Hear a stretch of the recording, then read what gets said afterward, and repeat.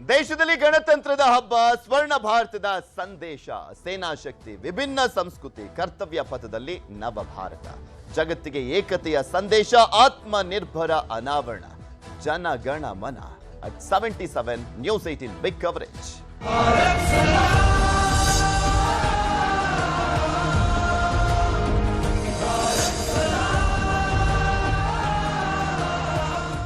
Rajyapal, all are requested to kindly rise.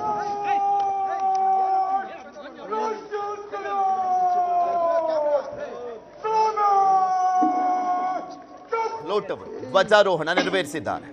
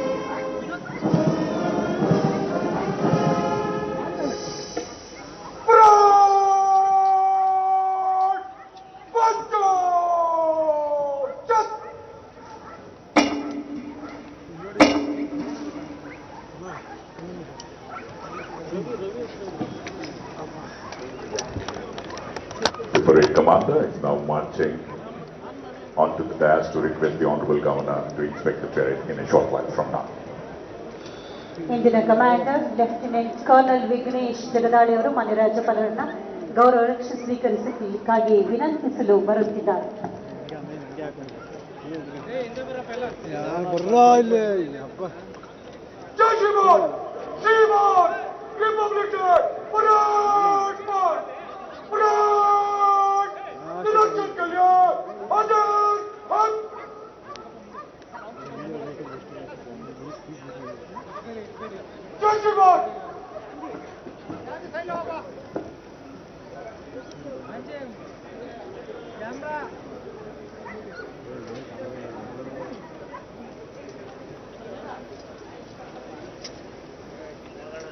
ಮಾನ್ಯ ರಾಜ್ಯಪಾಲರಾದ ಥಾವರ್ ಚಂದ್ ಗೆಹ್ಲೋಟ್ ಅವರು ಪರೇಡ್ ಪರಿವೀಕ್ಷಣೆಗಾಗಿ ತೆರಳುತ್ತಾ ಇದ್ದಾರೆ.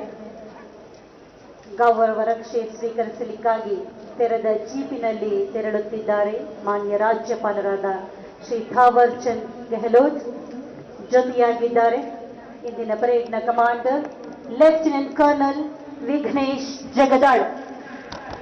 Well, ladies and gentlemen, the Honorable Governor will inspect the parade in an open jeep, as already indicated to you. He is accompanied by Lieutenant Colonel Vignesh Jagdale, the parade commander, and also the ADC squadron leader, Shri Abhinav. Ladies and gentlemen, this is an opportunity for all of you. Please give a round of applause and exchange Republic Day greetings with the Honorable Governor of Karnataka, Shri Thawar Chand Gehlot. We are all indeed lucky to be present here and, of course, celebrate the Republic Day and to say Happy Republic Day to one another. ಪಂಚ್ಗಳೇ, ಮಾನ್ಯ ರಾಜ್ಯಪಾಲರು ನಿಮ್ಮೆಡೆಗೆ ಬರುವಾಗ ಗಣರಾಜ್ಯೋತ್ಸವದ ಶುಭಾಶಯಗಳನ್ನ ವಿನಿಮಯ ಮಾಡಿಕೊಳ್ಳುವಂತಹ ಸದಾವಕಾಶ ನಿಮ್ಮೆಲ್ಲರಿಗೂ ಕೂಡ ಲಭ್ಯವಾಗಿದೆ.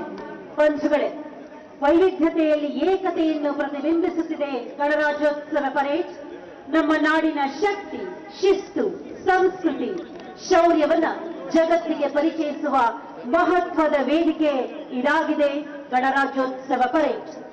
ರಾಷ್ಟ್ರದ ರಕ್ಷಣೆಗೆ ಸದಾ ಸನ್ನದ್ಧರಾಗಿರುವ ನಮ್ಮ ಸಶಸ್ತ್ರ ಪಡೆಗಳು, ಶಾಂತಿ ಮತ್ತು ಸೇವೆಯಲ್ಲಿ ನಿರತರಾಗಿರುವ ನಾಗರಿಕ ದಳಗಳು, ಭವಿಷ್ಯದ ಭರವಸೆಯಾಗಿರುವ ಯುವ ಪೀಳಿಗೆ ಭಾಗವಹಿಸುತ್ತಿರುವುದು ಸಮಾರಂಭಕ್ಕೆ ವಿಶೇಷ ಘನತೆಯನ್ನು ತುಂಬಿದೆ.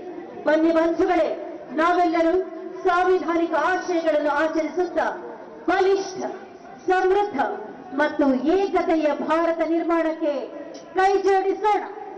Yes, ladies and gentlemen. ದೇಶದೆಲ್ಲೆಡೆ 77ನೇ ಗಣರಾಜ್ಯೋತ್ಸವದ ಸಂಭ್ರಮ ಮನೆ ಮಾಡಿರುವಂಥದ್ದು. ರಾಜ್ಯದಲ್ಲಿ ಈಗ ಆಲ್ರೆಡಿ ಧ್ವಜಾರೋಹಣವನ್ನ ನೆರವೇರಿಸಿ ರಾಜ್ಯಪಾಲರಾಗಿರುವಂಥ ತಾವರ್ ಚಂದ್ ಗೆಹ್ಲೋಟ್ ಅವರು ಕೆಲವೇ ಕ್ಷಣಗಳಲ್ಲಿ ಮಾತಾಡಲಿದ್ದಾರೆ. ಇನ್ನೊಂದು ಕಡೆ ದೆಹಲಿಯಲ್ಲಿ ಇನ್ನೇನು ಕೆಲವೇ ಕ್ಷಣಗಳಲ್ಲಿ ಅಲ್ಲೂ ಕೂಡ ಆರಂಭ ಆಗುತ್ತೆ. ಅದ್ರ ಬಗ್ಗೆನೂ ಕೂಡ ಹೇಳ್ತಾ ಹೋಗ್ತೀವಿ. ಈಗ ನಮ್ಮ ಜೊತೆ ಇದೇ ವಿಚಾರಕ್ಕೆ ಸಂಬಂಧಪಟ್ಟಂತೆ ಮಾತಾಡ್ತಾ ಹೋಗ್ಲಿಕ್ಕೆ ಗೌರವಾನ್ವಿತ ಲೆಫ್ಟಿನೆಂಟ್ ಕರ್ನಲ್ ಆಗಿರುವಂಥ ಸುನಿಲ್ ಕುಮಾರ್ ಅವರು ಜಾಯ್ನ್ ಆಗಿದ್ದಾರೆ. ಸರ್, ಕಾರ್ಯಕ್ರಮಕ್ಕೆ ಸ್ವಾಗತ. Thank you. ಗಣರಾಜ್ಯೋತ್ಸವ ಅಂದರೆ ಆಲ್ಮೋಸ್ಟ್ ಎಲ್ಲರೂ ಕೂಡ ಅದೊಂದು ಆಚರಣೆ ಅನ್ನುವಂಥ ರೀತಿಯಲ್ಲಿ ನೋಡ್ತಾ ಇದ್ದಾರೆ.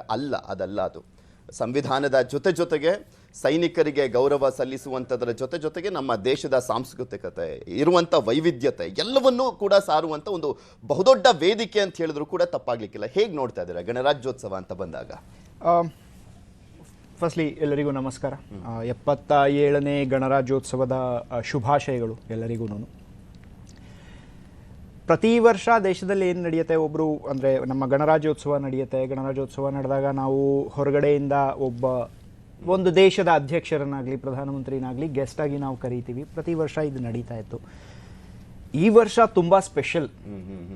ಜಿಯೋಪೊಲಿಟಿಕಲಿ ಏನೇನೆಲ್ಲ ಚೇಂಜ್ ಆಗ್ತಾ ಇದೆ, ಅಕಾರ್ಡಿಂಗ್ಲಿ ಇಂಡಿಯಾ ಅದಕ್ಕೆ ತಕ್ಕಾಗಿ ಹೇಗೆ ಬದಲಾಗ್ತಾ ಇದೆ. ಯಾಕಂದರೆ towards the end of the day ನಮ್ಮ ಒಂದು ಅಸ್ಮಿತೆ, ನಮ್ಮ ಒಂದು ಸಾರ್ವಭೌಮತ್ವ ಮತ್ತು ನಮ್ಮ ದೇಶದ ಒಂದು ಇಂಟ್ರೆಸ್ಟ್ ಏನಿರುತ್ತೆ ಎಲ್ಲದಕ್ಕಿಂತ ಇಂಪಾರ್ಟೆಂಟ್ ಅದೇನೇ ಆಗುತ್ತೆ. ಹೇಗೆ ಗ್ಲೋಬಲ್ ಸಿನಾರಿಯೋಸ್ ಬದಲಾಗ್ತಾ ಇದೆ, ಜಿಯೋಪೊಲಿಟಿಕ್ಸ್ ಹೇಗೆ ಚೇಂಜ್ ಆಗ್ತಿದೆ ಆ ರೀತಿ. ಯಾಕಂದರೆ ಈ ಸಲ ನಾವು ಯಾರನ್ನ ಗೆಸ್ಟಾಗಿ ಕರೆದಿದ್ದೀವಿ, ಫಸ್ಟ್ಲಿ ಒಬ್ಬರನ್ನ ಕರೆದಿಲ್ಲ. ಸೆಕೆಂಡ್ಲಿ ಯಾರು ಬರ್ತಿದ್ದಾರೆ ದೇ ಆರ್ ಫ್ರಮ್ ಯುರೋಪ್. ಕಾರಣ ಏನೇನೆಲ್ಲ ಪ್ರಾಬ್ಲಮ್ಸ್ ನಡೀತಾ ಇದೆ, ಇಂಡಿಯಾ ಬೆಳೀತಿದೆ ಅನ್ನೋ ಒಂದೇ ಒಂದು ಉದ್ದೇಶಕ್ಕೋಸ್ಕರ ಅದನ್ನ ಮಟ್ಟ ಹಾಕಿ ಈಗ ನಮ್ಮ ದೇಶದ ಸುತ್ತ ಏನೇನು ನಡೆದಿದೆ, ಪ್ರತಿ ದೇಶ ನೀವು ಎಲ್ಲಾದ್ರೂ ತಗೊಳ್ಳಿ, ಎಲ್ಲಾ ದೇಶದಲ್ಲೂ ಅಧಿಕಾರ ಚೇಂಜ್ ಆಗ್ತಾ ಇದೆ. ಅದು ಹೇಗೆ ಪಾಕಿಸ್ತಾನ, ನೇಪಾಳ, ಸರ್ಕಲ್ ತಗೊಳ್ಳಿ. ಈ ಕಡೆ ಪಾಕಿಸ್ತಾನ ನಾವೇನು ಹೇಳೋ ಅಷ್ಟಿಲ್ಲ, ರೋಗ್ ನೇಷನ್. ಅಲ್ಲಿಂದ ಬಂದ್ರೆ ಶ್ರೀಲಂಕಾ ಆದ್ಮೇಲೆ ಮಯನ್ಮಾರ್ ಆದ್ಮೇಲೆ ನೇಪಾಲ್ ಆದ್ಮೇಲೆ ಬಾಂಗ್ಲಾದೇಶ್. ಎಲ್ಲಾ ಕಡೆ ಇಂಡಿಯಾಲ್ಲೂ ಅದ್ರ ಪ್ರಯತ್ನ ನಡೆಯಿತು, ಬಟ್ ಅದಾಗ್ಲಿಲ್ಲ. So this is a show of strength, not just in terms of military and military prowess, but ಖಂಡಿತವಾಗ್ಲೂ this is a show of strength as far as the global geopolitics and India stance toward. ನಾವು ಅದನ್ನ ತುಂಬಾ ಬದಲಾಯಿಸ್ತಾ ಇದ್ದೀವಿ. ನಮ್ಮ ದೇಶ ಏನಿದೆ ರಾಜತಾಂತ್ರಿಕತೆಯ ಒಂದು ಅಂಗವಾಗಿ ಪ್ರಪಂಚ ಹೇಗೆ ಬದಲಾಗ್ತಿದೆ ಅದೇ ರೀತಿಯಲ್ಲಿ ನಾವು ಕೂಡ ಬದಲಾಗ್ತಾ ಇದ್ದೀವಿ ಈಗ. ಅಂಡ್ ನಮಗದು ನೆಸೆಸರಿ. ನಮಗೆ ಎಷ್ಟು ನೆಸೆಸಿಟಿ ಇದೆ ಅದಕ್ಕಿಂತ ಜಾಸ್ತಿ ನೆಸೆಸಿಟಿ ಇವತ್ತು ಯಾರು ಬಂದಿದ್ದಾರೆ ಅವರಿಗಿದೆ. ಯಾರು ಗೆಸ್ಟ್ ಆಗಿ ಬಂದಿದ್ದಾರೆ ಇವತ್ತು ಯುರೋಪಿಯನ್ ಯೂನಿಯನ್ ಇಂದ, ಅವರಿಗೂ ಅಷ್ಟು ನೆಸೆಸಿಟಿ ಇದೆ. So this is a significant shift. ನಮ್ಮ ಒಂದು ವಿದೇಶಾಂಗ ನೀತಿ ಏನಿದೆಯಲ್ಲ, it's a very significant shift and I am really happy for that. ಅಲ್ಲ, ಫಸ್ಟ್ ಟೈಮ್ ಯುರೋಪ್ನಿಂದ ಇಬ್ಬರು ಬರ್ತಾ ಇರುವಂಥದ್ದು. ಅದರ ಜೊತೆಗೆ 18 ವರ್ಷಗಳಿಂದ ನಿರಂತರವಾಗಿ ಏನು ಮಾತುಕತೆಗಳು ನಡೀತಾನೆ ಇದಾವೆ, ಅಗ್ರಿಮೆಂಟ್ಸ್ಗಳು ಆಗ್ತಾ ಇದಾವೆ. ಅದು ಫೈನಲ್ ಸ್ಟೇಜ್ಗೆ ಬಂದಿರುವಂತಹ ಸಂದರ್ಭದಲ್ಲಿ ಇವರು ಕೂಡ ಒಂದು ಬಹುದೊಡ್ಡ ವೇದಿಕೆಯಲ್ಲಿ ಕಾಣಿಸ್ಕೊಳ್ತಾ ಇರುವಂಥದ್ದು. ನಿಮ್ಗೆ ನೆನಪಿರ್ಬೋದು, European union president very recently ಅವರು ಒಂದು ಮಾತು ಹೇಳಿದ್ರು, very soon we are going to sign the mother of all deals ಅಂತ ಹೇಳ್ಬಿಟ್ಟು ಹೇಳಿದ್ರು. ಅದು ಎಂಥ ಒಂದು ಹೊಡೆತ ಅಂತ ಹೇಳಿದ್ರೆ ಅಮೆರಿಕಾಗೆ ಎಸ್ಪೆಷಲಿ, ಡಿಸ್ಪೈಟ್ ನಾವೆಲ್ಲ ರೀತಿಲೂ ಅವ್ರಿಗೆ ಕೋಆಪರೇಟ್ ಮಾಡಿ ನಮ್ಮ ಕಡೆಯಿಂದ ಯಾವಾಗ ಸಪೋರ್ಟ್ ಬೇಕು ಎಲ್ಲಾನು ಮಾಡಿ, ಫಾರ್ ದಟ್ ಮ್ಯಾಟರ್ ರಷ್ಯಾನ ಕೂಡ ಕೆಲವೊಂದ್ಸಲ ನಾವು ಅಮೆರಿಕಾಗೋಸ್ಕರ ಸೈಡ್ಗಿಟ್ಟು ನಾವು ಅವರಿಗೆ ಅಮೆರಿಕಾಗೆ ಸಪೋರ್ಟ್ ಮಾಡಕ್ಕೆ ನಾವು ಟ್ರೈ ಮಾಡಿದ್ವಿ. ಬಟ್ ಡಿಸ್ಪೈಟ್ ದ್ಯಾಟ್ ನಾವು ಬೆಳೀತಿದ್ದೀವಿ ಅನ್ನೋ ಒಂದೇ ಒಂದು ಕಾರಣದಿಂದ, ಭಾರತನ ಮಟ್ಟ ಹಾಕಬೇಕು ಅನ್ನೋ ಒಂದೇ ಒಂದು ಕಾರಣಕ್ಕೆ ತುಂಬಾ ನಡೀತು. ಅದು ಟ್ರೇಡ್ ವಾರ್ ಇಂದ ಸ್ಟಾರ್ಟ್ ಆಯ್ತು. ಅದಕ್ಕೆ ಮುಂಚೆ ಆಪರೇಷನ್ ಸಿಂಧೂರಲ್ಲಿ, ಈಗ they are openly supporting Pakistan. That's okay, ಅದು that is besides the point. ಆದ್ರೆ ಇಷ್ಟೊಂದೆಲ್ಲ ಅವರು ಮಾಡ್ತಿದ್ರು ಕೂಡ ನಾವು ಜಗ್ಗಲ್ಲ. ಯಾಕಂದ್ರೆ ನಮ್ಮ ಶಕ್ತಿ ಏನಿದೆಯಲ್ಲ, ಒಂದು ಅದು ನಮ್ಮ ಇತಿಹಾಸದಲ್ಲಿದೆ. ಯಾರ್ಯಾರೋ ಬಂದ್ರು, ಏನೇನೋ ಪ್ರಯತ್ನ ಮಾಡಿದ್ರು, ತುಂಬಾ ನಮ್ಗೆ I mean we were invaded, but still ನಮ್ಮ ಒಂದು ದೇಶನ ಯಾರು ಮುರಿಯಕ್ಕಾಗ್ಲಿಲ್ಲ. ನಮ್ಮ ಶಕ್ತಿ ಅದೇ ರೀತಿ ಇದೆ. ಇವತ್ತು ಯಾರು ಟ್ರೈ ಮಾಡ್ತಾ ಇದ್ದಾರೆ, ಯಾರು ಫ್ರೆಂಡ್ ಅಂತ ಕಾಣಿಸ್ತಾ ಇದೆ ಒಂದು ದೇಶ, ಯಾರು ನಮ್ಮ ಮಿತ್ರ ಅನ್ನೋ ರೀತಿಲಿ ಯಾರು ಒಂಥರ ಮುಖವಾಡ ಹಾಕೊಂಡು ಶತ್ರುವಿನ ಕೆಲಸ ಯಾರು ಮಾಡ್ತಾ ಇದ್ದಾರೆ, ಇವತ್ತು ಅವರಿಗೆ ಬುದ್ಧಿ ಕಲ್ಸಕ್ಕೋಸ್ಕರ ನಾವು ಮುಂದೆ ಹೋಗ್ತಾ ಇದ್ದೀವಿ. ಆ್ಯಂಡ್ ಆ ಒಂದು ಡೈರೆಕ್ಷನಲ್ಲಿ ಈ ಒಂದು ಗಣರಾಜ್ಯೋತ್ಸವ ಇದೆ 77ನೇದು ಏನಿದೆ, this is a significant step and the way it is going extraordinary. ಅಲ್ಲ ಆಕ್ಚುಲಿ ಈ ಬಾರಿಯ ಥೀಮ್ ಇದೆಯಲ್ಲ 77ನೇ ಗಣರಾಜ್ಯೋತ್ಸವ ಏನಿದೆ, ಇದು ಸ್ವತಂತ್ರದ ಮಂತ್ರ ಒಂದೇ ಮಾತರ. ಹಾಗೆ ನಮ್ಮ ಜೊತೆ ಇರುವಂತ ಸಮೃದ್ಧಿಯ ಮಂತ್ರ ಅದು ಆತ್ಮನಿರ್ಭರ ಭಾರತ ಅನ್ನುವಂಥ ಸಂದೇಶವನ್ನ ಸಾರ್ತಿದ್ವಿ. ಅಂದ್ರೆ ನಾವು ಎಷ್ಟರ ಮಟ್ಟಿಗೆ ನಮ್ಮ ದೇಶ ಮುಂದುವರಿತಾ ಇದೆ, ಏನೇನೆಲ್ಲ ಆಗಿತ್ತು ಅದೆಲ್ಲದನ್ನು ಕೂಡ ಸಾರುವಂತ ಕೆಲಸ. ಆತ್ಮನಿರ್ಭರ ಭಾರತ ಅಂತ ಬಂದಾಗ ಹೇಗೆ ನೋಡ್ತಾ ಇದ್ರ? ನಾನು ಇದಕ್ಕೆ ಒಂದು ಎಕ್ಸಾಂಪಲ್ ಹೇಗೆ ಕೊಡ್ಬೇಕಂತ ಹೇಳಿದ್ರೆ, ಈಗ ಆಪರೇಷನ್ ಸಿಂಧೂರ್ ಏನು ನಡೀತಲ್ಲ, ಇದಕ್ಕೆ ಮುಂಚೆ ಯಾವ್ಯಾವ ಕಾನ್ಫ್ಲಿಕ್ಟ್ಸ್ ನಡೆದಿತ್ತು, ಯಾವ ಯುದ್ಧಗಳು ನಡೆದಿತ್ತು, ನಮ್ಮ ಒಂದು ಡಿಪೆಂಡೆನ್ಸಿ ಅಂದರೆ ಈಗ ಆತ್ಮನಿರ್ಭರತೆ ಅನ್ನೋದು ನಾನು ಬರೀ ಡಿಫೆನ್ಸಲ್ಲಿ ಇದೆ ಅಂತ ಹೇಳ್ಬಿಟ್ಟು ನಾನು ಹೇಳ್ತಾ ಇಲ್ಲ, ಅದು that is one part of it. But country safety ಏನಿರತ್ತಲ್ಲ, ದೇಶದ ಒಂದು ರಕ್ಷಣೆ ಅನ್ನೋದೇನಿರತ್ತಲ್ಲ, ಅದಕ್ಕಿಂತ ದೊಡ್ಡದಾಗಿರುವಂಥದ್ದು ಇನ್ಯಾವುದೂ ಇರಲ್ಲ ಆ ದೇಶಕ್ಕೆ. ಓಕೆ, ಎಕ್ಸ್ಟರ್ನಲ್ ಅಗ್ರೆಷನ್ ಯಾವಾಗಾದರೂ ನಡೆದ್ರೆ, ನಮ್ಮ ದೇಶದ ಮೇಲೆ ದಾಳಿ ನಡೆದ್ರೆ, ನಾವು ಅದನ್ನು ಕಾಪಾಡ್ಕೊಳ್ಳೋಕ್ಕಾಗಲಿಲ್ಲ ಅಂತ ಹೇಳಿದ್ರೆ ದ್ಯಾಟ್ ವಿಲ್ ಶೋ ನಾವು ವೀಕ್ ಅನ್ನೋದನ್ನು ಪ್ರಪಂಚಕ್ಕೆ ಅದು ತೋರಿಸುತ್ತೆ. ಆದರೆ ಆಪರೇಷನ್ ಸಿಂಧೂರ ಏನು ನಡೀತು, ಆಪರೇಷನ್ ಸಿಂಧೂರ ನಡೆದಾಗ ನಮ್ಮ ದೇಶದಲ್ಲೇ ಮ್ಯಾನುಫ್ಯಾಕ್ಚರ್ ಆದಂತಹ ಎಕ್ವಿಪ್ಮೆಂಟ್ಸ್ ಏನೇನೆಲ್ಲ ಮ್ಯಾಜಿಕ್ ಮಾಡ್ತು. ನಾನು ಹೇಳ್ತಿಲ್ಲ 100% ನಾವು ಸೆಲ್ಫ್ ಸಸ್ಟೈನ್ಡ್ ಆಗ್ಬಿಟ್ಟಿದ್ದೀವಿ ಆಗ್ಲೇನೆ, ನಾನು ಹೇಳ್ತಿಲ್ಲ. But we are in the path of it. ಅಷ್ಟೊಂದು confident, make in India, Atmanirbhar Bharat, ಇವೆಲ್ಲ ದೀಸ್ ಆರ್ ಆಲ್ ಒಂಥರ ಗ್ಲೋರಿಯಸ್ ಸ್ಟೆಪ್ಸ್. ಇದನ್ನ ಅಂದ್ರೆ we are in the path of it.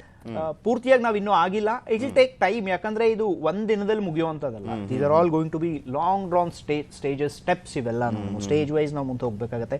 ಅದೇ ರೀತಿ ಸಪೋರ್ಟ್ ಕೂಡ ನಡೀತಾ ಇದೆ. ಆದರೆ ಏನೇನು ನಡೀತಾ ಇದೆ, ಏನು ನಡೀತಿದೆ ಇವತ್ತು ಆ ಒಂದು ಡೈರೆಕ್ಷನಲ್ಲಿ ಪೂರ್ತಿ, because we have the biggest startup ecosystem in the world today. Billions of dollars government ಕೂಡ ಇನ್ವೆಸ್ಟ್ ಮಾಡ್ತಿದೆ. Startups are also doing very well. ಅದು ಸ್ಪೇಸ್ ಟೆಕ್ನಾಲಜಿ ಆಗ್ಬೋದು, ಇಲ್ಲ ಅಗ್ರಿಕಲ್ಚರ್ ಆಗ್ಬೋದು, ಅಲ್ಲಿಂದ ತಗೊಂಡು ಇಲ್ಲಿವರೆಗೂ ನಮ್ಮ startups they are doing exceptionally well and government is supporting them. ಇದು ಆತ್ಮನಿರ್ಭರ್ ಭಾರತ್ಗೆ ನಮ್ಮ ಒಂದು ದೇಶದಲ್ಲಿ ಇದು this is the best time for anybody to be an entrepreneur. Of course competition ಇದೆ, ಆದರೆ ಅದೇ ಒಂದು ಕಾಂಪಿಟೇಷನ್ನಲ್ಲಿ ಹೇಗೆ ಬೆಳೀಬೋದು ಅನ್ನೋದಕ್ಕೆ, ಹೇಗೆ ಉದ್ಧಾರ ಆಗಬೇಕು ಅನ್ನೋದಕ್ಕೆ ಒಂದು ಎಕೋಸಿಸ್ಟಮ್ ಕೂಡ ಇವತ್ತು ಕ್ರಿಯೇಟ್ ಆಗಿದೆ. ಅಂಡ್ ಆ ಕ್ರಿಯೇಟ್ ಆಗಿರೋ ಎಕೋಸಿಸ್ಟಮ್ ಮಾತನಾಡೋಣ. ರಾಜ್ಯಪಾಲರು ಮಾತನಾಡ್ತಾರೆ.